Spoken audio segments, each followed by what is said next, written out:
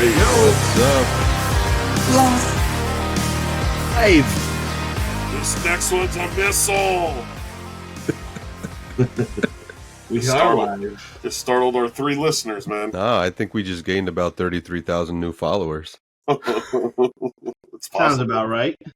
What's up, guys? Episode number 14. Damn, How we're we on doing? 14 already?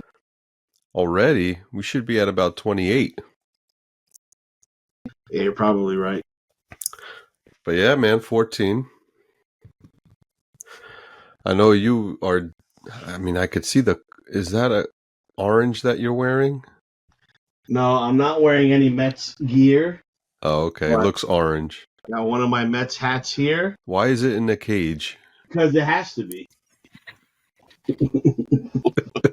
Wait, my Michael Conforto. what else do you keep in a cage? My Michael Conforto. I went to spring training in 2016, the year I got married. It was my honeymoon. And I got Michael Conforto to sign my hat. Even though he's not on the Mets anymore, it's still a prized possession of mine. Yeah, but it's in a cage. Like, Yeah, what? Anybody could still well, it touch it, should be. though. No, nobody touches it. It's here. Nobody can touch it. But how does that? Can I see it again? How does that thing protect the hat? I was going to say, I wanted to see it again, too. Like if anybody wants to bite it or something, I don't know. What? It looks like a goalie mask, like a hockey goalie mask. Yeah, well, this is where it sits, and this is where it stays. Okay. Not leave this protective thing. Okay. It's Is right there, here. hold on now. Do you lock it? Is there a key for it? No, there's no key. It's just hanging. It I looks can't get like around it. it looks like one of those those cut cages. Just a Yep. very good one. It's my hat. Leave it alone. And I got shit all over the place, baby. Jacob deGrom not there anymore, but we're still in the World Series, baby. Ed Kranepool, all-time great Met. You know what I'm saying? Never heard of that guy. He cleans pools. And Steven Matz, baby. Even though he's not there anymore, whatever. I remember Mets. A lot of Met shits all over the place. Dang, Well, no let's Mike. go Mets, baby. No let's Mike. go Mets. No Mike Piazza. No, it's too expensive. Oh, okay. Sorry. That's it. That's as far as we go with the Mets. You're the one that want to talk about them. Well, I have nothing to say about baseball. the New York Metropolitans. Almost the impossible. I don't think anybody would have put the Mets in the National League Championship Series right now. Starting in April, we were 5 games. We went 0-5 to start the season. We battled our way through. Starting at the end of May, we were 11 games under 500. 11 games under 500. Insane that we came back to get where we are right now. And what the Mets are doing is absolutely insane. The amount of magic that's happening with the New York Mets is almost unheard of. You don't see stuff like this happening. The amount of big-time hits just going on, like in every game, you're just like, what the hell is happening? It's just unbelievable. And these New York Mets, I hate to say it, I don't want to get my hopes up, but we're on track for the World Series. And I can't wait to get there. I want to play the New York Yankees. Some don't. I want to play the New York Yankees, have a Subway Series, have some redemption for 2000, and just beat the Yankees and get this thing off of our backs where we're the little brother, where we're the second team in New York. It's probably always going to be that way, but you know what? We're the team right now. We're making shit happen, and it's just a great feeling as a New York Mets fan. Well, I mean, I've had the privilege of watching these games with you guys over the last couple of days, and Phillies just blew it. No hitting. The guys that were supposed to step up didn't step up, and you got to hand it to the Mets. I mean, they stepped up when they needed to. Against the Phillies, it's what they did the whole way through, right? It's game 161 of the regular season against the Braves. where Francisco Lindor comes out of nowhere, hits a game-winning home run to win the game. We clinch a wild card spot. We lose the next game. It doesn't matter because we were already in the playoffs. So it was kind of like a gimme game. Then we go and we go to Milwaukee. We played our hearts out there. 1-1. Go to Game 3 in Milwaukee, and same thing happens. Pete Alonso, when nobody thought that he could do what he did, hits a 3-run homer. I think it was a 3-run homer. Yeah, 3-run homer to put the Mets up. And on to the next. We go to Philly, and then it was just game-winning hit after game-winning hit. And I've never seen that before as a Mets fan. I've always seen the Mets battle and have do their thing, but just the clutch game-winning hits that they're having from everybody, whether it's Pete Alonso, it's Francisco Lindor, it's Starling Marte to put the game up by 4 runs because it's important runs. It's just these guys just coming out of the blue and just making big-time plays. I just never seen that. I've been watching the Mets I'm 36, been watching the Mets for a good 30 years now, from what I can remember. And it's just unbelievable what they're doing right now. And it's a great feeling as a Mets fan. I'm ecstatic. Now the fact that it came down to that last series against the Braves, does that annoy you? That It does and it doesn't, because what happened was the Mets could have sealed their playoff fate earlier. They swept 3. They went 3 out of 4 with the Phillies. If they would have swept them, we would have been in the playoffs. Then the next series, we lost 2 out of 3, and it was just like it was almost building up to this point, which is crazy because it's like, how does that happen, right? It almost felt like the Mets were like, oh, we're in. Oh, no, we're not. Oh, we're in. Oh, no, we're not. And it's just like that, kind of like a mind fuck, right? Part of my French. But it's just like the fact that it came up to that game 161, a doubleheader, the fact that it came up to there and they did what they did is just like, man, like it felt like it was meant to be. It was crazy because it was a scenario that you normally see in football. In football, you see a lot of those scenarios where it's like this team needs to win, that team needs to lose or tie in order for that other team to get in. And Right. That's why. The way they're going, they're looking like the Giants were when they went on their Super Bowl run. They were the wild card team, and then they just swept their way through the playoffs into the Super Bowl, and then ended up winning the whole thing. But I would also obviously love to see a Subway Series. That'd be great. What happened with the Giants when they came in as the wild card. I think with the Mets, it's a little bit different because there's so many more games. And the fact that it came down to that last series was a little insane. But yeah, man, like the Mets just look legit. And I don't think any team right now wants to play them. I don't want to be like, hey, the Mets are the best team in the playoffs. I don't think that's the case. I think there's some more talented teams than the Mets, like the Dodgers with Ohtani and all that. But I do think that the Mets riding a hot streak the way they're going, nobody really wants to play them. And going into a series, I'm very confident, and hopefully they do. But these Mets, I've been saying it for the last 2-3 weeks now. These Mets are they're the Mets that I've been wanting to see for years now, right? The Mets that have the amazing Mets back in 1969. The fight till the end team, like that Mookie Wilson dribbler in '86 through the legs of Bill Buckner. It's just magic that happens that shouldn't happen. And it's just happening, and we're witnessing it, and it's so awesome to see as a Mets fan. I know as another fan, maybe you're just like, oh, whatever. But as a Mets fan, it's just so awesome to see that things are rolling our way. And I'm excited, man. This is incredible. What we're seeing right now is incredible. Well, the good thing is we get to see it a couple more weeks of seeing Mrs. Met. Yeah, I haven't really seen her on TV. I haven't gone to the game, but I heard Mrs. Met. Yeah, Mrs. Met, Mr. Met's wife. Oh, really? That's a thing? Mm-hmm. Oh, you don't know about Mrs. Met? No. Oh, she's thick with 2 C's. Yeah, that's why I was checking with phone. Look it up. You got to look it up. Yeah. That's funny. As soon as I typed Mrs. Met, how it gives you multiple options. The second one was Mrs. Met thick. Yeah, yeah. That's ridiculous. Yeah, Mrs. Met is more from the Bronx than from That's Queens. funny. She's thick, man. I mean, for a mascot? Yeah, she's the thickest mascot. Is it really a woman under there, though? I think it is, yeah.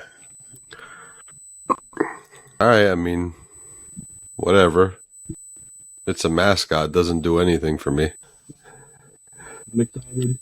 Hopefully, everybody else in New York is. When they were trying to hire a new manager, weren't they kind of skeptical about this guy? Well, this guy, for whoever doesn't know the story, Carlos Mendoza was the bench coach for the New York Yankees.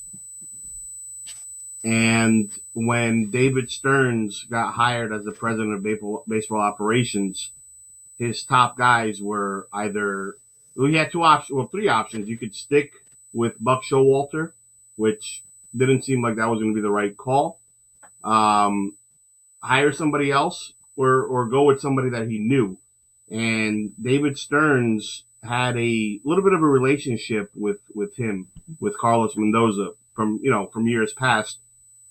And it was actually Carlos Mendoza and Rob Thompson from the Phillies. They actually came up together through like minor league coaching. So it was cool to see Rob Thompson against Carlos Mendoza in the playoffs because those guys kind of came up together and kind of, I'm not saying learn from each other, but kind of learn through the ranks, right? And Carlos Mendoza never played Major League Baseball. Carlos Mendoza is a 10-year minor leaguer. Never made it to the bigs. Made his way through the farm systems, was a scout, did a little bit of coaching, and then kind of just like grew his way from there, and then ended up being the Yankees bench coach. And David Stearns was like, I want to hire this guy. They interviewed a couple of coaches, and they ultimately went with Carlos Mendoza. And as a Met fan, I'm like, who's Carlos Mendoza? Like, he hasn't done anything, right? I would have rather them been like, we're gonna hire a guy that's established, right? We had Buck Showalter, he's a World Series winning coach. He's been around for years, older, different type of mentality. So I would have probably wanted to go with a guy like Joe Girardi, maybe. He was the head coach for the Yankees. Someone like that, but they ultimately went with Carlos Mendoza, and I was like, all right, we'll see what happens. This is going to be a year where the Mets aren't really good. They're not really going to do much. They're going to be a middle of the road team, which is what everybody was thinking. And then all of a sudden, they just had this crazy run since June. They have the best record in baseball. Crazy to say because they started the season really bad. The best record in baseball since June, and they're carrying that over into the playoffs. And a lot of it has to do with Carlos Mendoza. He's just he's a player's coach. He's very positive, kind of fits, and he's just been doing a great job. Like I don't even know what to say. Like I don't know how that happens. He just did a great job, and the moves that he made, and a little bit with David Stearns too, because David Stearns actually made those moves as a GM, like bringing up Mark Vientos, signing Jose Iglesias. Little moves like that, sending down Brent Beatty and playing Vientos instead. And then what they did with Sean Manaea on changing the way he pitches, with throwing it as almost like a side armor as opposed to an over the top pitcher, just made Sean Manaea so much better. And just those little things, like I don't know if that came directly from Carlos Mendoza, but it came from his staff and it worked. And I don't know. Everything just seems to happen. I'm very happy for you. As you can tell, I'm very excited. And if you've watched my Facebook videos, Bruno loves talking baseball. Yeah, it's the best. I have so much to say because there's not much to say. But that was a good question. I do appreciate that question. That was a good question. Yeah, any more you want to throw my way? I can talk Mets about the Mets. Yeah. Why do they pick orange? I mean, it's just why do the Knicks pick orange? I don't know. I feel like it was like a knockoff from the Knicks. Oh, you know what? No, I lied. Weren't they around first? No, it comes from the New York Giants. So the New York Giants who moved to San Francisco. Oh, San Francisco. Yeah, they were blue and orange. Damn. San Francisco? That's mad rainbow. Yeah, well, they moved from New York, and that was a big deal. Greatest players in Willie Mays. I guess. Moving to, I guess that's where the glittery shoes came from. Oh, man. Good stuff. All right, well, we'll see how many games are left, or series or whatever you call it. So it depends what happens today. The Padres are playing the Dodgers. I got to see what the score is right now. It was 1-0. It's 2-0 Dodgers, top of the ninth. So it looks like it's going to be the Dodgers. Go ahead. Who's the best team in baseball? The Phillies. We knocked them out. Oh, okay. The Dodgers were up there too. I think they had. I don't know if it was the Dodgers with the best record or if it was the Phillies. It was 1-2, like really close. Well, on paper, it would have been the Dodgers. The Dodgers. Okay. Oh, okay. I think you're right about the record, though. Padres, because we have some unfinished business with the Padres from 2 years ago. But I'm okay playing the Dodgers. I think we actually match up better with Jose Quintana. We have a better chance of facing those hitters like Ohtani. We match up better with the Dodgers, but we'll see what happens. The Dodgers are a very potent team, and their pitching is a little helter-skelter. Helter-skelter. Dodgers have Ohtani, Freeman from the left side. So what you're saying is that there's basically whatever this next game, whoever wins goes to the World Series. No. What? How many games are left then? No, so now the Dodgers or the Padres are going to go into the National Championship Series with the Mets, and then it's the best of 7. Yeah, but what I mean, I'm sorry. So whoever wins the next series goes to the World Series. Okay. On the National League side, and then you have the American League side, which you still have the Guardians and Detroit. Whoever wins that is playing the Yankees. In other words, the Yankees are advancing. The Yankees are already in. Exciting. Right. Sunday, Monday.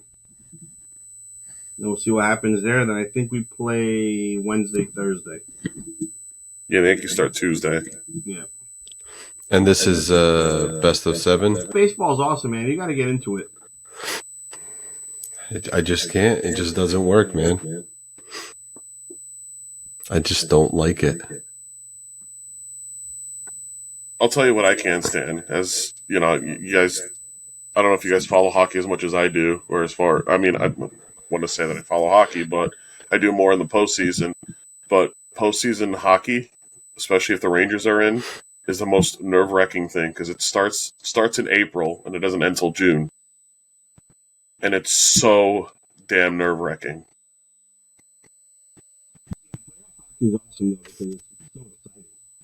Yeah. I'm not a hockey fan. I don't watch a lot of hockey during the season, but playoff hockey, it's very exciting. Yeah, especially live. It's in my opinion the best sport to go watch live, and then basketball it's just nonstop. Yeah, I've never had a chance. Not that I never had a chance, but I've never taken it upon myself to watch a hockey game. Like live or on TV?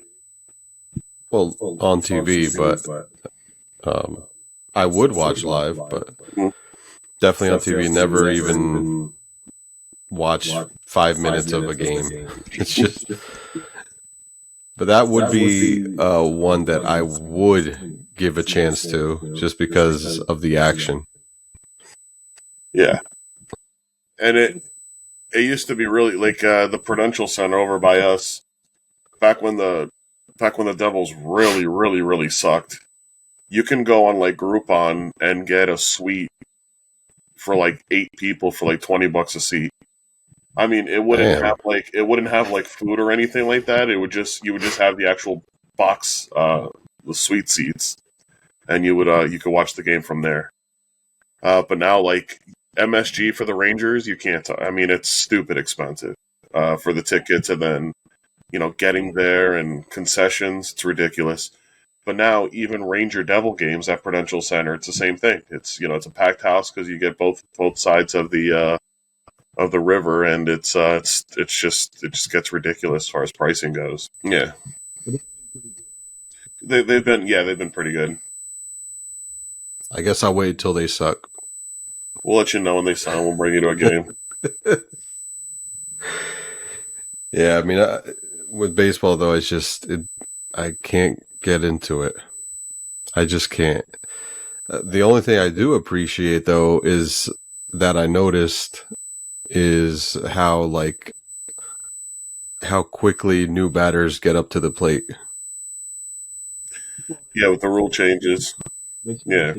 Yeah, I mean, that's the only thing, because before I was like, oh my God, this is taking forever. Everybody's just so slow with everything. Yeah, but it's not even just on the batters. Like, even the pitchers, they would take forever to throw the ball. There was a pitcher, he would literally take 1 minute in between every pitch. He's been he's like the slowest pitcher of all time. What was he, the Giannis of pitchers? He was just slow. Like, he would literally sit there. The catcher would throw the ball back. He would walk around the mound. Oh my come God. back to the mound. Count the stitches on the ball. Set up, before he even looked at the catcher. Yeah. I'm not saying, I mean, it's probably too long, but it was a good 40 seconds every pitch. Oh God. And it was insane. So that part of it, I do like the fact that they set it up a little bit. I do think it takes away a little bit from that batter hitter, not intimidation, but that trying to throw off the hitter, and vice versa for the batters, just kind of stepping out of the box, fixing their gloves, fixing their pants, fixing their helmet. All that's kind of gone away. Even though they do it a little bit, it does take away from back in the day when it's like, all right, the pitcher's now waiting, mind game from it. Yeah. You know what I mean? That's all it was. It was a mind game. I remember Nomar Garciaparra for the Red Sox, every time he would see a pitch, he would do the same. You guys got to look it up on YouTube. He would do the same sequence every time. He would do this. He would do the Macarena on the plate. Waiting, just kind of just keeping the pitcher waiting. And then he would step back in, fix his pants, fix his shirt, and then set up the hit. And it was just dude, really, you got to do that every single time? And it was literally every single time. It wasn't once every 3-4 pitches, every single pitch. You guys got to look that up if you've never seen it. It was just annoying. But I'll tell you what, though, it's funny because one of the biggest arguments was that players were taking that time in between pitches. Batters were taking time in between pitches to adjust their gloves, make their adjustments, just to try and kill some time. But now with the new rules, they still manage to do that, but now they have the timing under control. So it's not like they were doing that just to do it. They're doing that because they actually need to adjust. They took half a swing, so your gloves get loose.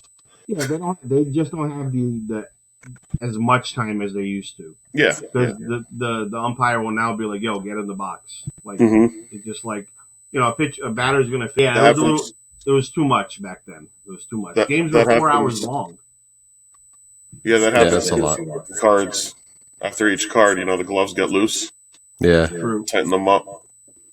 I miss those days. I'd like to handle cards again. All right, fine, we won't. Yeah, let's not talk about cards on the card podcast. Come on, man. You want to go first, or? I have my theory. All right. It had 100% to do with Rogers. Him and Rogers had something from the start. They didn't get along, or something was going on over there. That's my theory. Yeah, I mean, he's probably not going to say anything. Rogers doesn't really say much of anything when it comes to stuff like that, so you're probably not going to hear it. Yeah. So you're probably not going to ever find out unless, insiders or whatever start coming out. But, I mean, it was obvious. I mean, the most obvious was that one shot that they tried to, not really make a thing out of it, but the fact that, they scored a touchdown and they went to the sideline and Salah tried to, hype him up. And he was like, it's too soon. You already knew, there's something there. He wants nothing to do with that guy. He's like, what? Why are you trying to hug me? You're going to get fired in 2 weeks. He gave him it almost looked like if you're arguing with your wife or whatever, and you try to make a joke to try to like clear things up, and then they give you that face like, now is not the time. Here's a question. The fact that this all happened, you know, I don't know how soon after this whole firing. I think I just heard about it, maybe yesterday or maybe this morning, that they demoted Nathaniel Hackett, who's Aaron Rodgers' guy, right? He's only there. They demoted him. I think that was a response to people being like, oh, Rodgers got Saleh fired. Let's do something to make it look like he didn't. Or was it a legit move? Like, we're like, all right, we're going to get rid of Saleh and we're going to take. That was a response to the backlash, or was it a legit? I think it was legit.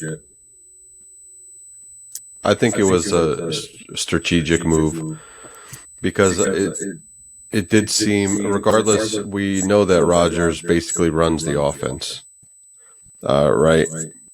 He makes the calls on the field and all that. We know that, but there was something since the beginning, since the start of the season, something has been off with the offense.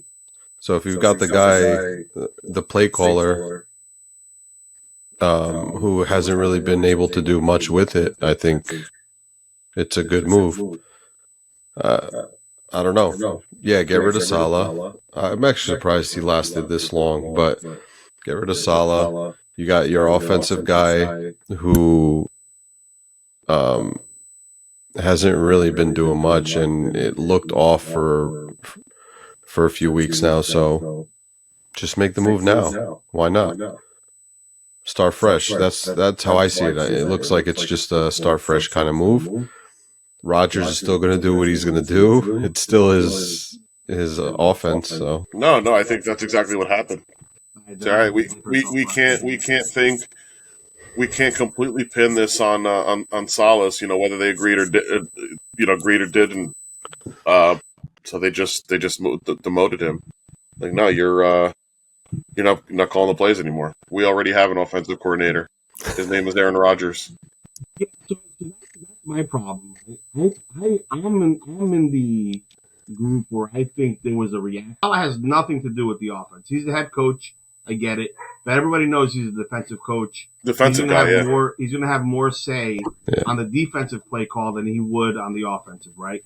And I think that when they got rid of Saleh, they didn't want it to look like, Aaron Rodgers had anything to do with this.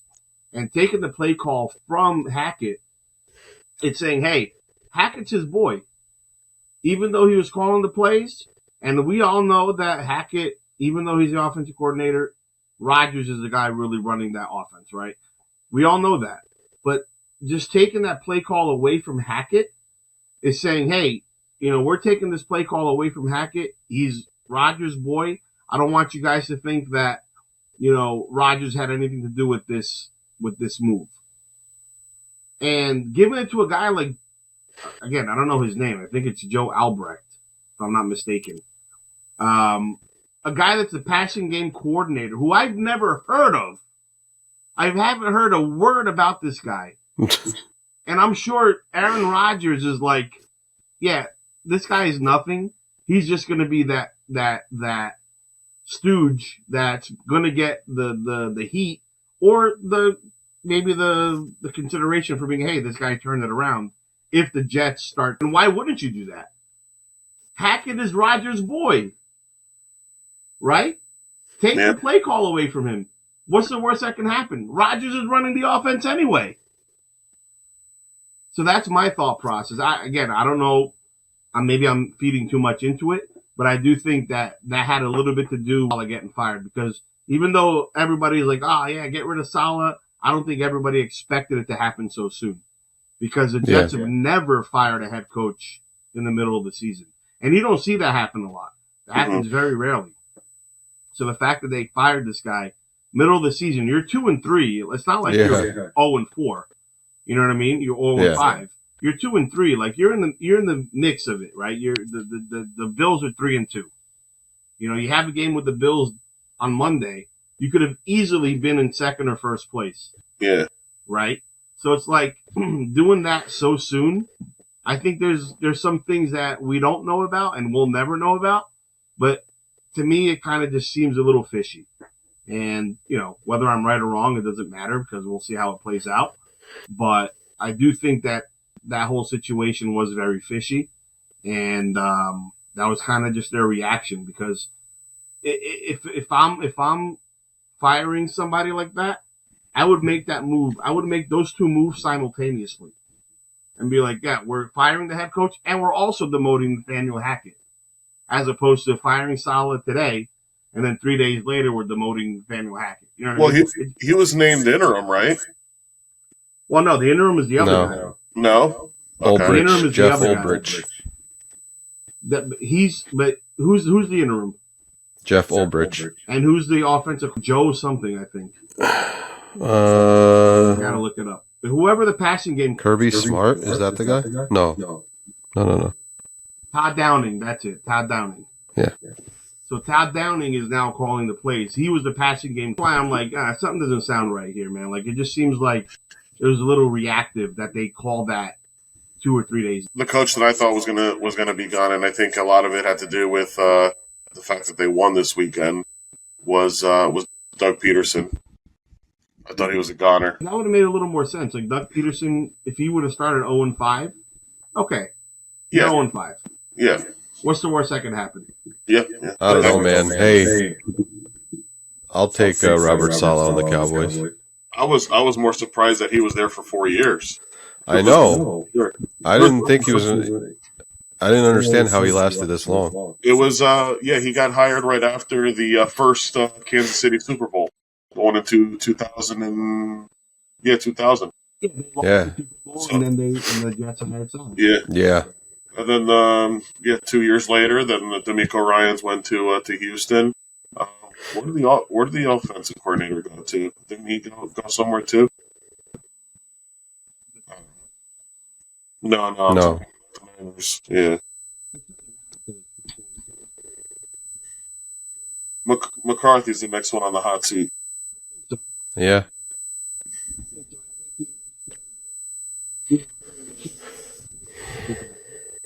But I do think if they don't make the Super Bowl this year either. Super Bowl? I mean, how about the playoffs? There's almost. I mean, that's what they hired him for. I mean, the team was built to win. If they don't win the division. Conference. Yeah, like he's got to get farther than he has. Yeah. You can't keep playing this whole like wild card, win a game, and then you're out, like blow out. Like you can't do that. Doesn't work. But then again, you can't rely on other teams winning or losing in order to make the playoffs. I do think that he's on the hot seat now. I don't think that the Cowboys would fire him mid-season like the Jets did. They wouldn't make any moves like that during the season. Well, didn't they fire Garrett like a week, like last before the last week of the season? Hey, are you sure? I thought it was towards the end.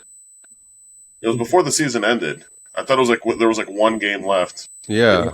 Garrett. Because then the OC took over for a game or two. Last game, probably. Yeah. And I think they won that game. They probably did. Are you sure? And then he got fired from the Giants early on in the season. Yeah. But I thought I remember that. I thought I remembered he got fired like a week. He finished the season, but Jerry Jones announced that he wasn't going to. Might have been something. Okay. Yeah. Something like that. But he finished the season. Like, you can finish off the season. Go Jerry Jones. I mean, our whole division is kind of up in the air. I don't think so. I think Washington looks good. I don't know, man. It's early, man. It's early. It is early, but I think Washington looks good. Remember, you still have a lot of those divisional games that still haven't happened. That's true. And the Giants had a big win this week in Seattle. The Giants suck. Yeah, but it sucks going to Seattle and like it's tough going to Seattle and winning. Yeah. I don't know. He's definitely the best rookie. What he's doing right now, season. Yeah. What he's doing right now, like, look, Dak Prescott's playing like Dak Prescott. He's just playing the regular. Jalen Hurts, I feel like he's a little bit down this year. I think he could be better. Yeah. And Daniel Jones is Daniel Jones. Like he's probably having an up year right now. And Jaden Daniel just came out. His first game was bad, but ever since then, he's been good. Like he looks like Lamar Jackson. And he looks really asked good. for more out of a rookie. Something's definitely going on. Something's definitely going on with the Eagles. Yep. You're seeing Jalen Hurts from like the second half of the season last year, Jalen Hurts, with the turnovers. Well, his contract is coming up, right? He signed the extension. Yeah. Oh, he did? All of the big 2020 quarterbacks signed. Oh, that's right. He did sign. Yeah. Yeah, something's up for sure. They look off. Very off. Yeah. I don't know. Cowboys suck too, so the hell. Let's go Detroit. I'll take Jalen Hurts. We're 3. You want to swap? No, I would not take Fuck. Jalen Hurts over Dak Prescott. I would. Let's not get into Geno this, Smith. Well, with this I would podcast, take him. This podcast will be 3 hours long if we get into this conversation. Oh, man. Enough about Dick Prescott. Gotta love it. Yo, so... So how's your submissions looking, man? You got like your 8,000 card submission back? Yeah, so actually I got like freaking 400 cards sitting on top of my fucking living room table right now. I got another 156 that came back today, but I have to go pick it up. I've been getting like anywhere from like 30 to 40% tens, but I've been sending some bullshit cards too. Like I had a submission that was like the MLB special the other day for like September, and I just sent in like that came back 9. I've been getting like 30 to 40%. I have another 160 still at PSA. I'm just waiting on. I mean, it is what it is. The 9s nowadays, it's so weird how like those 9s are just practically raw pricing now. Might as well just be raw. Which is insane to me. I don't understand that concept whatsoever. No. You know what it is? I think it's because of the amount of cards that have been graded over the last, 3 years. All those 9s, like now people just want 10s, and the 9s. I think people are going to be a little more selective about what they send. I mean, you should always be selective, but like a guy like me, like I send a bunch of shit just to send, right? Like I just want to send shit in just so I have inventory, and I think that's kind of got to stop. Like on my end, like I have to start being more selective. But I've seen cards that I've sent in that I'm like, this is going to be like a 9, and it comes back a 10. Or like a card that I think is going to be a 10 and it comes back an 8. And I'm like what are the standards? And I try to go off of what they say on their guidelines on their website, and you can never do it. Like I get like I have a magnifying glass now looking at stuff and like cleaning cards with the cloth, not doing any of the crazy shit with the cursed card care or anything like that. Just like wiping cards off, and I don't really see anything getting better. But like for me, it's mostly like edges and corners and surface, right? And I like with centering, I don't even care anymore. Like centering, I'm like, all right, I send cards that look terrible centering, and they come back 10s. Yeah. So it's like I don't even know. I'll be honest. My process for prepping the cards has gotten less and less like strenuous over the last couple of years. It used to take me like a 30 card submission used to take me like 2 nights. 2 nights to go through everything and thoroughly look at the card. I would look at everything. And now it's like I look at centering, I'm like, all right, centering looks good. I look at surface looks good. Look at the back, see if there's any print lines, and semi-rigid, and it goes into the pile. Yeah, I think sometimes, the more you look at it, the worse it is. You just kind of have, if you give it a quick glance and you kind of, like you said, you're looking at the corners. There's no white, there's no bend, okay. Centering, okay. If it kind of looks centered, great. You want to make sure you hold it up to the light every certain way to make sure there's no nothing on the surface or there's no creases, nothing like that. Yep. That's it. I mean, you can't really, even with the magnifying glass, yeah, of course it helps. I mean, when you're looking, that much into it, but, honestly, some of the best grades that I've gotten have been literally just that, is just a quick glance. Mm-hmm. And at first glance, if it looks really clean, they usually do the best. And sometimes the more you look at it with the magnifying glass, fucking zoom in on it, you look at every fucking edge, everything, every follicle that's, coming out, Mm-hmm. no matter what you do, it comes back probably an even worse grade than you can imagine. Yeah. So there's no point. I don't know. But In my mind, a 4 is like a card that's like bent, like folded. It's like, yeah. you can tell it's damaged. Like this one, I'm just like, how? Like I would have been like, all right, a 7, fine. Maybe there was a surface thing I didn't catch. Maybe something like that. But a 4? I'm like, how can it be a 4? A 4 is disrespect. It's like, why'd you send this shit? It's like, dude, and there was a 2019 Bowman Chrome blue of one of the Mets' top prospects who was with the Astros at the time. Yeah. And I'm just like, there's no shot that this is a 4. Unless there's some watermarks or some things that I don't know, that I don't see Even on then, yeah. You should be able to see a 4. Like, in other words, you should be able to see the issues. Here's the other thing with PSA is they should look at the type of card that you submit, like that card. Unless it's vintage, they shouldn't even grade that card. They should send you a message, hey, just so you know, this got a review of a 4. Do you still want to encapsulate it? Like, we'll charge you half the price if you choose not to. Like, that's something they should offer. Well, like, because let's be honest, like a 4 can be an acceptable grade for certain cards that are vintage. Right. A 4 could be, in fact, a 4 in some cases is a really good grade. Right. Compared to some cards are. But yeah, they should. 52 mantle of 4 on some.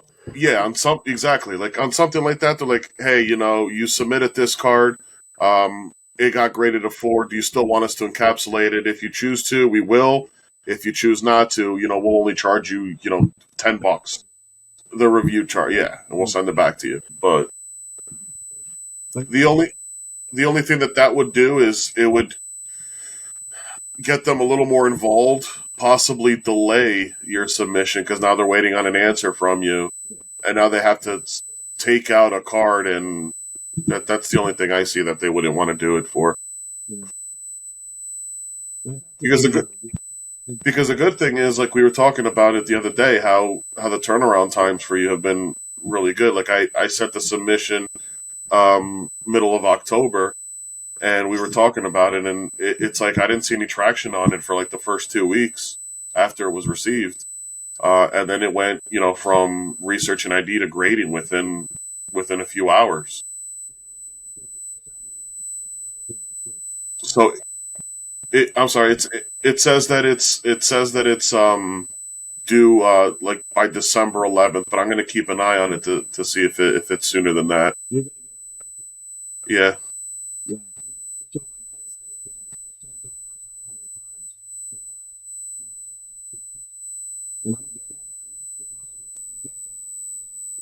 Research and ID. And then it goes like quick from there. Like it's maybe like 2 weeks from that point on. Okay. And that's what I've noticed. So I'm actually really happy with that because it's been coming back. Well, happy and not at the same time because it's like, oh damn, I got to pay for this shit. That sucks, but it's been coming back relatively quick. Yeah, it's definitely way before the anticipated finish date. So, are you guys still doing any Beckett or no? Any BGS? No, I mean, dude, unfortunately, like for flipping, even at a 9, like I'd rather the PSA 9. Unfortunately, with Beckett, people just aren't really buying Beckett. I feel with Beckett, it's got to be a very short print or thick stock card, because I don't think people are paying like this card. This is Mosaic Justin Fields, PSA 10. I think this card in the BGS 10 wouldn't do much more than a PSA. Yeah. Yeah, the Beckett thing, if it's a 9.5 or a 10 is your best bet, because a 9.5 you kind of get a little more value than a 9, but we're supposed to, but yeah, it's just the Beckett thing, man. It's just not it anymore. Even the black label, like you would think, like, oh, with the black label, it's got to be superior to a PSA 10, and I don't even think it is anymore. It is. You think so? Your pristine is still your black label, even your 10, but your black label. I hope so. Still definitely superior. More than the PSA 10. It's very close, but the BGS black label 10 is getting way more than the PSA. Yeah, 100%. Okay. But they're so I haven't stringent. checked, so They're so stringent with those BGS. We've sent back when we were doing BGS grading. We were doing grading through our group, and we've sent well over, I don't know, maybe 1,000 cards between all the submissions we did. Yeah. And we only got 2 BGS black labels that I can remember. Any 10s though? Yeah, we've gotten 10s. I have, but a lot of 9.5s. A lot of 9.5s. Yeah, a lot of 9.5. I don't know, man. It's just it is frustrating though, because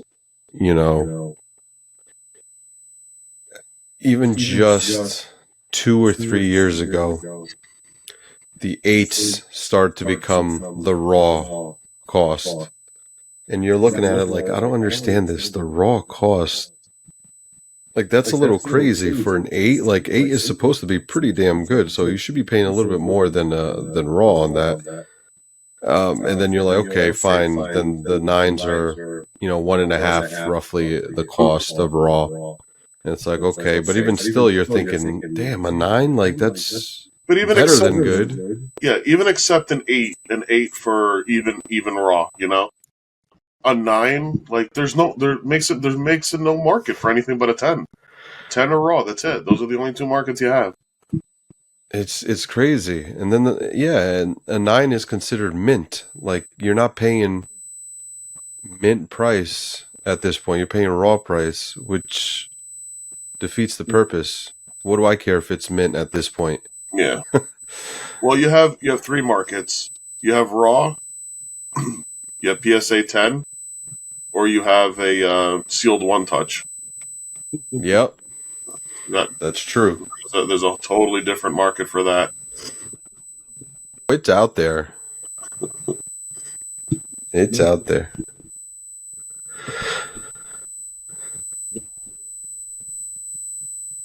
I still can't believe that there are, like, so many people on there that are still, like, that aren't woke. I think that's what it is, man. I think it's so popular. But what happened is a lot of new people were introduced to it that aren't really aware.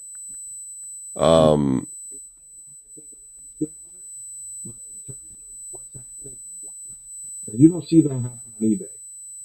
No. What's happening on Whatnot is people are impulsively trying to win auctions because they just want to win.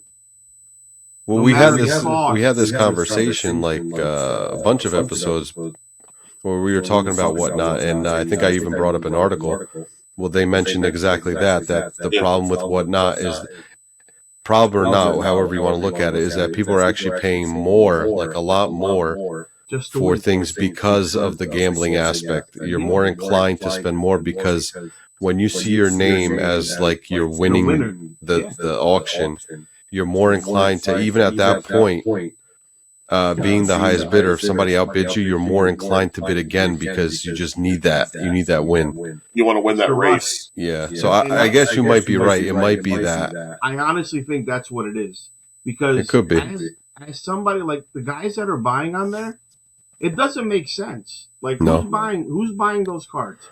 You have 3 options. It's a guy that's collecting, a guy that's flipping, and the guy 3 is the impulse gambler that just wants to win the goddamn card. Mm-hmm. because they just want to win. They just want to feel that rush. Like, yeah, I fucking won. But let me He's tell gonna you, do that 30 times a night. you get your That's fix, you all go to it bed. is. But let me tell you how this guess. is bad. This is bad for the hobby. Is now, all right, a week goes by, I get all these cards in the mail, I'm all excited. All right, well, I just spent $500 on these cards that I got in, and it's not that many. I ask somebody who's into cards, hey, I paid this much for these cards, are they worth anything? And they're going to look at you and be like, oh, like you got ripped off. Like, Yeah. no. And then what am I going to, all right, well, here, keep those cards. I want out. I'm never going to buy into this shit again. It's the same guy that's going to the casino, putting it all on black, winning, and then putting that same money back in to try to make some more money. Because when he gets those cards, he's just going to flip it for whatever he gets. He's not going to care what he gets. If he lost money, he knows he's down. But if he goes to a casino where he knows he got ripped off, he's never going to go back to that casino. He's still going to gamble, but he won't go to that casino. To that casino that ripped him off, or that he? Sure. I'm not saying that he lost that. He'll go to another stream and spend it on that stream. Try to get something out of that stream. And that's what they do. And I honestly think that's what's happening on Whatnot. Is these guys are just trying to get their nut and trying to get something big or win something and trying to make some money on it, right? Whether they win something for cheap or whatever. And they just want to win. And then they'll eventually try to just flip those cards and just get whatever money they can for it and use it on something else. Or maybe they go use it on something that maybe it's worth a little bit more. I don't know, man. I just feel like these guys, all these people that are doing this are impulse gamblers because there's no reason to overpay for this product. It's like me going to the store and seeing that there's a $2 roll of toilet paper and going to the bodega and seeing that it's $10. I'm like, I'm going to buy it at the bodega. Like, why? Why would you do that? It just doesn't make any sense. $2 toilet paper, using some pretty good shit. I'm just saying, I don't even know what toilet paper costs right now. A week ago it was about that price. You couldn't find toilet paper anywhere. Yeah, man. I mean, there's a lot of that definitely going on. I just don't know. Like, you get to, it's so bizarre. It's such a bizarre community because you don't know where to draw the line or who to put the blame on or anything like that. Like, do you blame the buyer? Do you blame the seller? Do you blame both? Like, how do you control this and be like, dude, as a buyer, like, look, man, you're making a mistake. As a seller, like, you're an asshole. There's just no other explanation for it, though, Bruno. We go to card shows all the time. Do people come up to us and be like, oh, that's $10? I'll give you 20 for it. Fuck it. No, because they know. They're like, all right, this is $10. I want to give you 5. They're trying to get a deal. And those are the guys that are trying to flip and collect. How do you explain the Ryan situation then? What Ryan situation? Ryan. What's that? Ryan from Sick. How do you explain that one? Was that a gambler? Well, I don't know what you're talking about. He had a card, let's say he had it at 2,000 or whatever. The guy made it like a lowball offer. He said, how about this? The guy was like, nah, I'll just do like way more than that. Because that doesn't make sense. That never happens on eBay. Did you see that, Sergio? What's that? So there's a guy. So Ryan Durkee, he's a guy that runs, and he had a card posted on eBay. I don't know, like $2,000 or something. Mm-hmm. And he got an offer for the card. Here it is. I found the post. This is fantastic. So he put a card up. Let me see what he had it priced at. Oh, he didn't put the price. It was a high-end card. Yeah, it was a Jackson Holiday. So he got offered $1,500 for the card. Okay, so I don't know what his price was, but they offered him $1,500. Then he countered to $2,000. Then the guy counters back at $3,500. So Ryan accepts it. The guy pays, and it all's good. That never happens on eBay. Why can't that happen just at the shows? I don't know. Put the price. They can say $15 if it says 25. We'll counter 20, and then they give us 50. Come on, man. I'm not gonna lie. That's happened before to me, where like there was very low end. There was like something that was like $20, and so the kid like takes a card out of my bargain box. It was a slab. He's like, "Oh, would you take $20 for it?" And I'm like, Yeah, sure. And it was listed $20 right on the card. It said 20. I'm like, yeah, sure. He's like, all right. So, I think he didn't overpay for it, but he's still like, why would you offer what it's worth? So that's sure, I'll do that. That's happened before. See, for me, it was almost like you should have countered with, I'm looking for 20. Oh, that would have been great. For me, it was never nothing like that, but it would be like, like $9 worth of cards. Guys gives me a 10, and he's like, "Don't worry about the change." All right, thanks. Yeah. Like it's No, I know. far and few between, right? Yeah. The fact that it happens on Whatnot on a daily basis, hundreds and thousands of times a day, is completely insane. Now, the only other explanation I can say is it chill bidding? Is it people just right? And maybe there's a little bit of that in there, but the fact that there's still it's multiple cards and there's different buyers winning them. It's not the same buyer. You know what I mean? You kind of see the same ones. You see a little bit. You see a little bit of a repeat, yeah. So it could be the gambler, like you said, but yeah, there may be a little bit of shill bidding there. Yeah. But, who knows? It's just crazy to me to watch these things. And like I said, you don't really know how to feel. You don't know if you should feel bad for the buyer or feel like some type of way towards the seller. Like you're stuck in that position because you don't really know. So I got to watch Card Collector 2, Ryan himself, get on Whatnot when he first got on Whatnot to sell cards.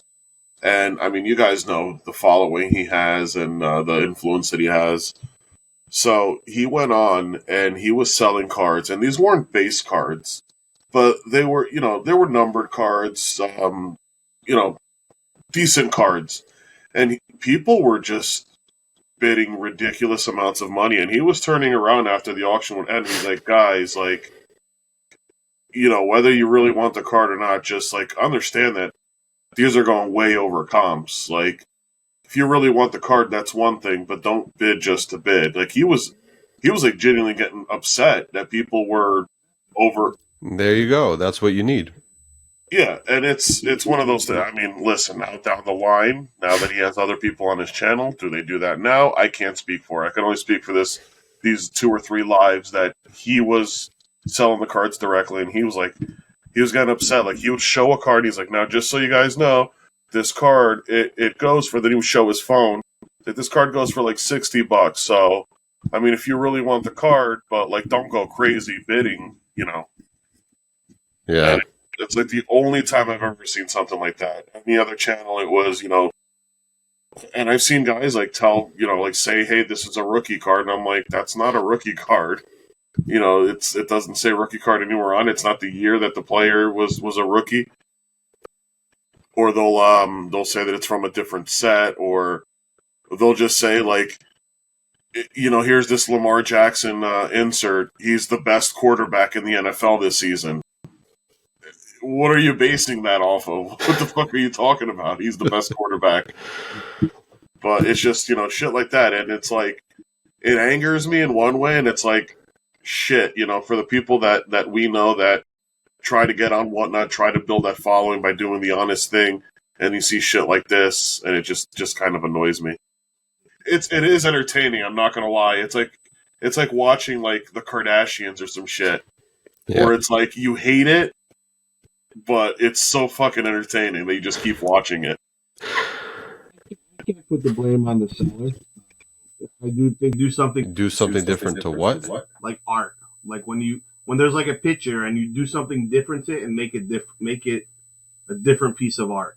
You molest it? No, there's a word. You erase it. No, man. Recreate? You come on it. No, there's a word, and if I say the word, you guys will know what it is, but there's a word, man. Remaster? It's almost like adding pizzazz. When you add pizzazz to a piece of art. Or remember the Ben Baller cards? It was the same card, and he would just put his little chain on it. Yeah. There's a word for it. It's Photoshop? No, man. There's a word. I have a great idea. Transform. No. I have a great idea. You guys are going to love this. We're going to take regular cards and we're going to start bedazzling the player shoes Yes. and selling it at a premium. Swarovski crystal, them shoes. By the way, this is the best quarterback in the NFL. This is a $50 card right here. Yes. Winning ticket. Well, it's not until you put it in a one-touch. Oh, my bad. Okay. Whoa, what if we sold cards all on Mag Pros? Every card in a Mag Pro. That has to be a premium. Yeah. Oh man, that's my gripe. Is see, you're saying like you can't really blame the seller. You can't blame the seller for what the buyer is paying for the card, but you can still call the seller deceitful when he's putting a third or fourth year regular refractor in a one touch, saying this is one of the best cards. This is one of the best players. You're being deceitful. You're hyping up a $1 card so that somebody thinks that they're really paying for a $10 or $20 card. That's deceitful. That's bad business. Sorry. Yeah. Like there's got to be like a line drawn. Yeah, shame on them. It's that piece of it like irks me. Like don't do that. So be truthful about it. Say, hey, here's a nice refractor. Here's a cool insert. Yeah, that's it. But you don't need to say that it's one of the best cards, best looking cards. Look how great this card looks. Okay, yeah, maybe it does, but you're kind of playing this like game like you're just an asshole. You're the guy on the boardwalk trying to get people to play the game that's impossible to win. It's no different. You know what you have, you know what you're selling, you know what it's worth.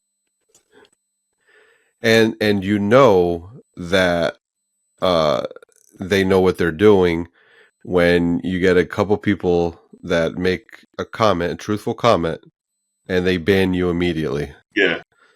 Like, I get it.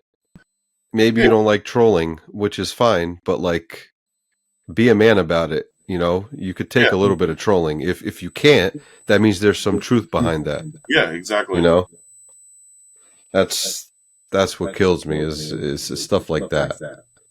You know, this next one's a missile. This next one is a missile. I mean, when you have a base contenders card in a one touch, and you're saying you can't get this anywhere, and then a comment comes along and says you can in the bargain box, and then you get banned for that.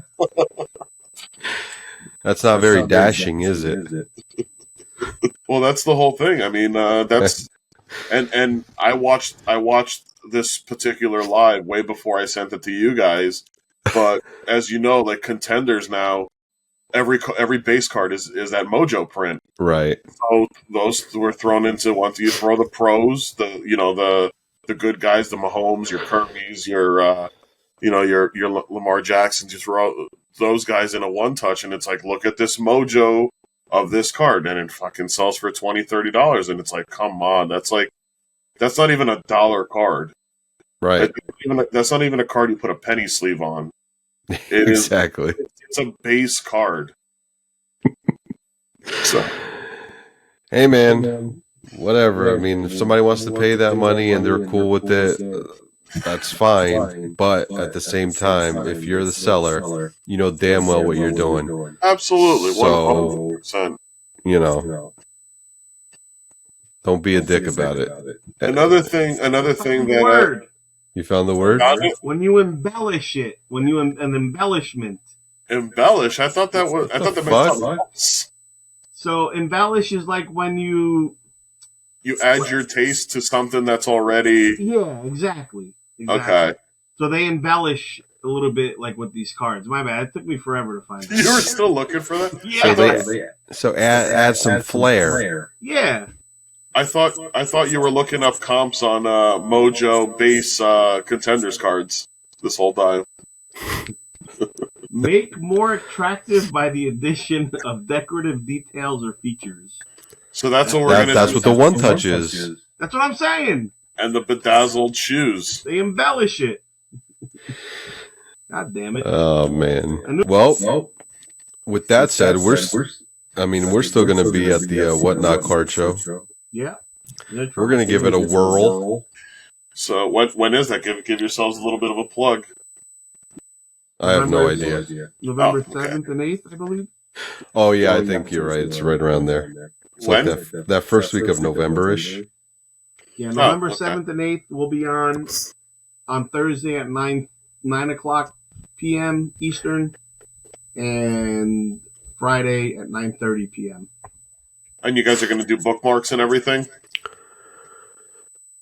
I would do bookmarks. What's that? Bookmark your show, so you know what that is. Yeah, well, yeah. Don't try to embellish. Don't try to embellish me. But you guys should definitely bookmark it. And where are you going to be this weekend? Next weekend. Next weekend we'll be in Chantilly. Chantilly. Oh yeah, that should be good. I was telling Kev, I thought that, or actually I might have told you too. I don't know if we had this conversation at, is that a dinosaur? No, that was Dash. That was Dash. Oh, he's his name. We're gonna have to bleep. You're gonna have to bleep that out. No, but what was I? Yeah, I checked to see because I'm going to be in Myrtle Beach that weekend, and I thought for some reason Myrtle Beach was closer to Chantilly, but it's like 7 hours away. Oh man. Yeah. I would verify. I think you guys are all right, but just make sure that whatever roads you're taking are actually like exist. What the fuck? I don't know if any of that got affected by the hurricane. In Virginia? By the one from last week. I don't know. I don't know how far it went up.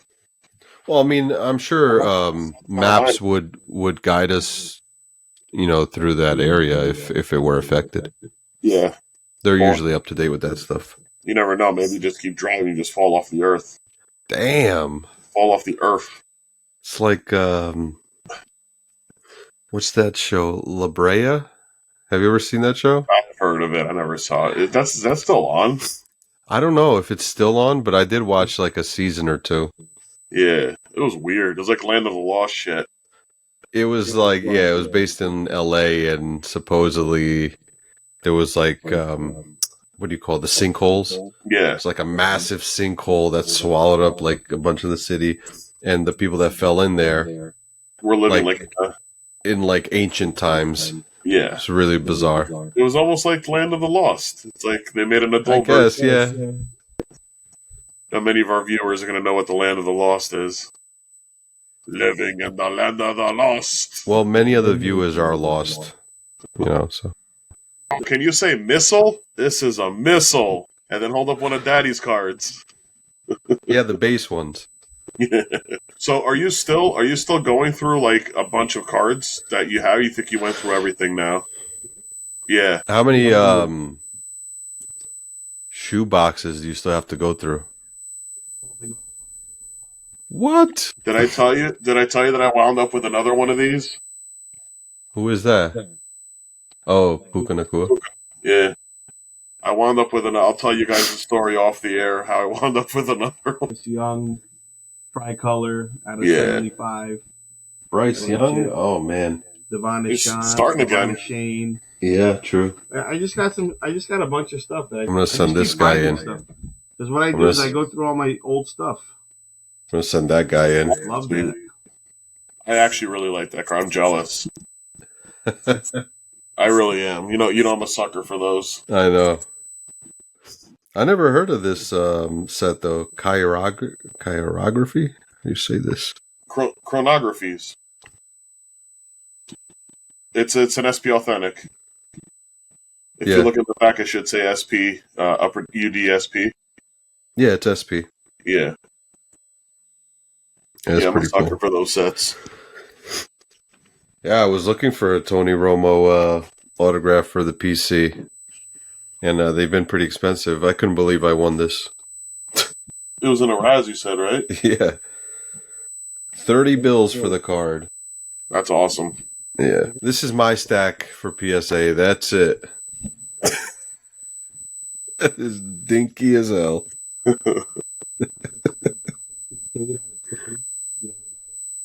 Oh my god, I don't get it. I found one card that was that I got too late onto the. I have an honors Malik Willis, and it's numbered to 25. Oh, It's he's not a starter anymore, so. I know. I had sent one in on the last submission, but it was like too late. Like all the hype was gone already. Yeah. Right. And now since you have since Aiden O'Connell was putting the game on Sunday late in the fourth quarter, I went in and I posted all of my my Aiden O'Connell's whatever I had. He's starting again, right? He's starting. Yeah. Yeah, he's starting this weekend. Him and Bryce Young are starting. White. There you go. Oh my god. Chit sucks. That's a color match right there. Yeah, it is a color match. You got any Jake Hainers? Nah, I don't think so. Maybe I do. Is he starting? I had one. I had an auto. Yeah, he's starting. Who's he starting for?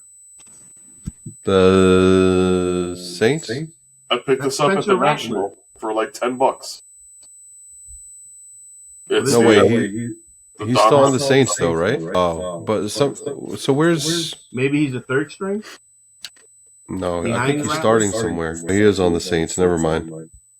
But he's not starting. Spencer No, Rattler. it's Spencer Rattler. But he's the backup, so you never know. He might have a shot. He might have a chance. All right, let me Oh put man, the grading pile then.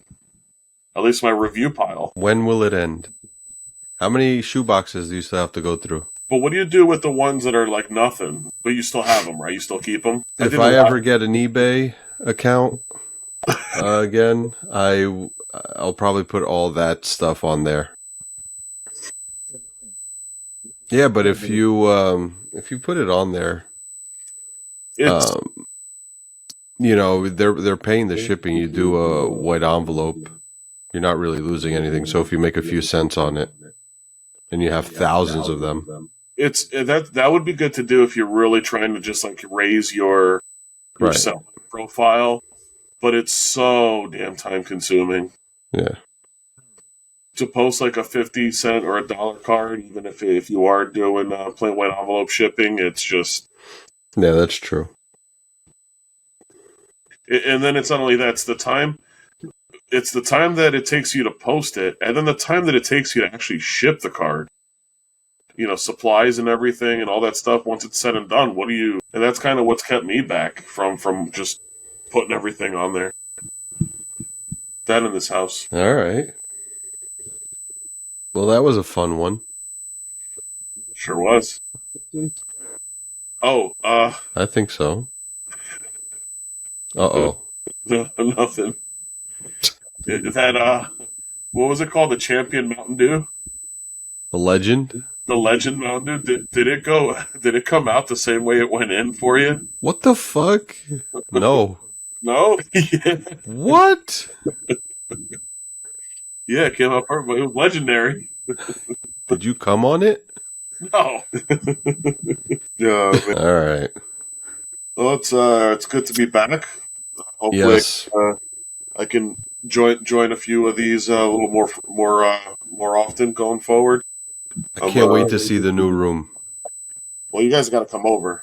I think we'll have to have one episode live from the room. Can we come on it? Yeah, we'll have a circle jerk. We'll play the Portuguese roll game. Yeah, man, let's do it. Yeah, for sure. Yeah, once got everything settled in, definitely have you guys come over and take a look at it. Oh, by the way, all my leaf items are ending tonight. Are they? Yeah. I'm about to bid on it. I'm going to shill bid the fuck out of One's them. ending in 4 minutes. I'm going to prop steam that Chit. You're gonna dash it.